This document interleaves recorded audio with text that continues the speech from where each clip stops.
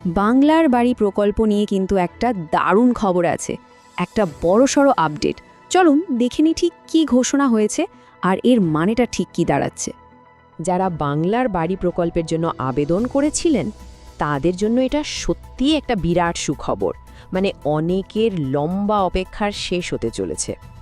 তো আসল খবরটা কি?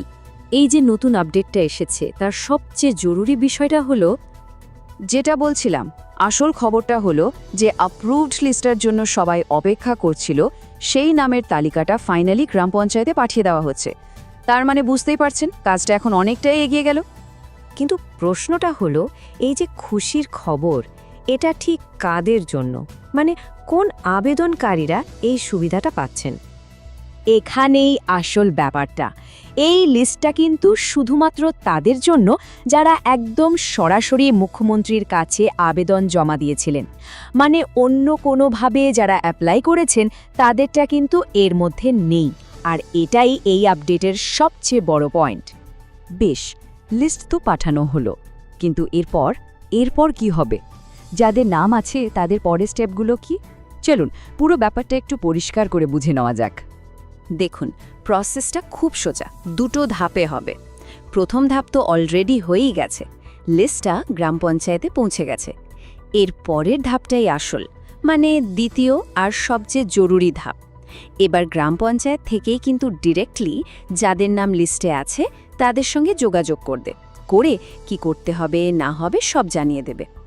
আচ্ছা, একটা খুব জরুরি প্রশ্ন, যারা এই প্রকল্পের আওতায় বাড়ি বানানোর সুযোগ পাচ্ছেন তারা ঠিক কত টাকা করে পাবেন এটা তো জানতেই হবে। প্রত্যেকে, মানে যাদের নাম অ্যাপ্রুভড হয়েছে তারা বাড়ি বানানোর জন্য পাবেন 1,20,000 টাকা। ভাবুন একবার, একটা নতুন বাড়ি তৈরির জন্য এটা কিন্তু একটা বিশাল সাপোর্ট। তাহলে পুরো আলোচনাটা থেকে মূল যে বিষয়গুলো উঠে এলো সেগুলো কি কি? চলুন তো ঝটপট একবার দেখে নিই। খুব সহজে বললে মেইন পয়েন্ট তিনটে।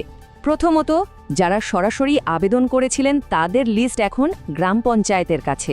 দ্বিতীয়ত, খুব তাড়াতাড়ি তাদের সঙ্গে যোগাযোগ করা হবে। আর তৃতীয়, প্রত্যেকে 1,20,000 টাকা করে পাবেন। ব্যাস, এই আপডেটের আসল কথা কিন্তু এটাই। এই ঘোষণাটা অবশ্যই একটা খুব ভালো খবর, কিন্তু এটা একটা বড় প্রশ্নও তুলে দেয়, তাই না? যে এই বাংলার বাড়ি প্রকল্পের ভবিষ্যৎটা কি? এর পরের ধাপগুলো কেমন হতে পারে? এটা কিন্তু ভাবার মতো একটা বিষয়।